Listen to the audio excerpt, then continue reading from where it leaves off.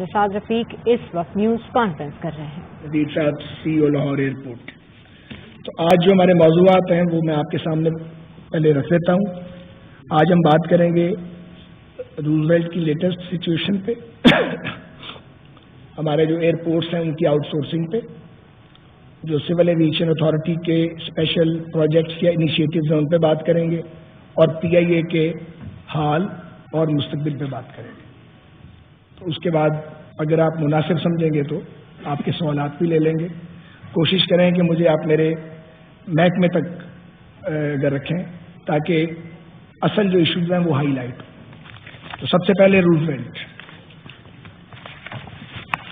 آپ سب جانتے ہیں کہ یہ پاکستان کا ایک بہت ہی قیمتی اثاثہ ہے اور مختلف ادوار میں طرح طرح کی باتیں سننے کے لیے ملتی رہی ہیں. 2020 میں کووڈ کے بعد پچھلے دور میں اسے بند کر دیا گیا تھا. شاید اس وقت جب کووڈ آیا تو یہی راستہ تھا، تب جب تک یہ بند تھا. اور اس کی جو لاگت ہے بند ہوٹل کی وہ $25 ملین ہے پر ایڈم. بند ہوٹل کی ٹیکسیز ہیں، کچھ تھوڑے سے لوگ کام کر رہے ہیں اور باقی کافی تفصیلات ہیں. $20 ملین اس پہ واجب الادا تھے. اور اس کے علاوہ جو یونین ہے وہاں پہ وہ بہت طاقتور ہے اور ان کی ڈیمانڈ $66 ملین کی بھی ان کی تھیں جو ریکنسائل ہونی باقی تھی. ایک خطرہ اور موجود تھا کہ اگر اس کو کسی طرف لگایا نہ گیا اس بات کو تو لینڈ مارکنگ کی یہ زد میں آ جائے گا. 2 بار یہ اس کی زد میں آیا ہے. مطلب یہ کہ اگر لینڈ مارکنگ ہو گئی وہاں کی کورٹ سے، نیو یارک سٹی سے، تو اس کے بعد پھر یہ ہوٹل ہی رہے گا اور اس کو آپ کسی بڑے پروجیکٹ میں کنورٹ کبھی بھی نہیں کر سکیں گے اور اس کی قیمت ایک طرح سے کم ہو جائے گی. تو یہ بہت سارے چیلنجز کا سامنا تھا. پچھلی کیبنٹ نے جو پچھلی گورنمنٹ کی تھی انہوں نے یہ فیصلہ کیا تھا کہ This half-hourly clock is brought to you by Air Quality Meets Affordability.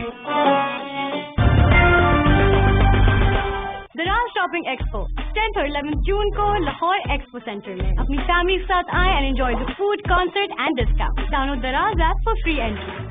سوچ کو دراز کریں.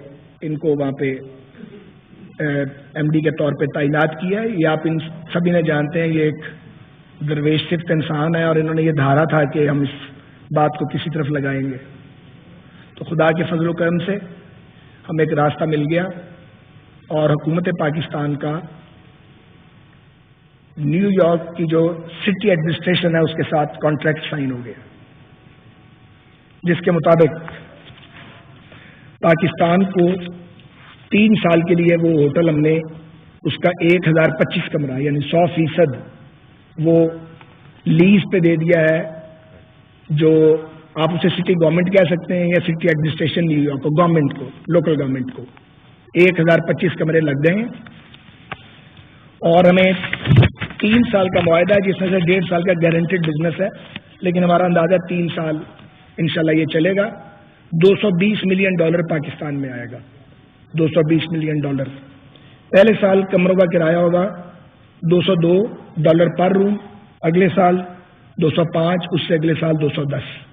تو یہ $220 ملین کی اماؤنٹ ہے جس کی جو آمدنی کا آغاز ہو گیا ہے.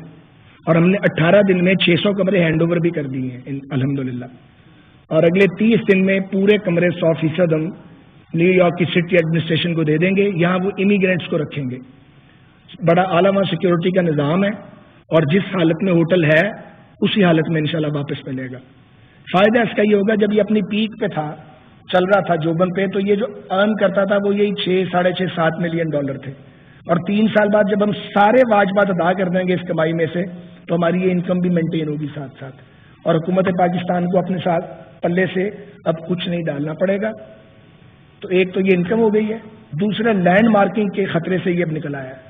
اگلے جب تک یہ ہمارا کانٹریکٹ رہے گا یہ لینڈ مارکنگ کے رسک سے فری ہے. اب کرنے کا کام یہ ہے کہ یہ تو ہو گیا، یہ 3 سال کے لیے پروٹیکٹ ہو گیا اور پیسے بھی آئیں گے پاکستان میں جو شروع ہو گئے ہیں ان کے خزانے میں آنے.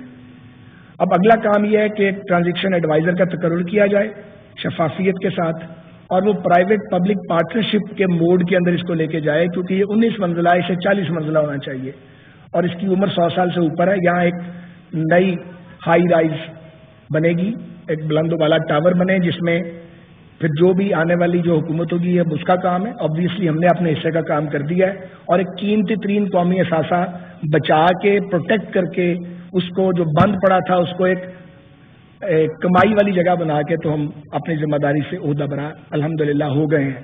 میں اللہ تعالیٰ کا شکر ادا کرتا ہوں.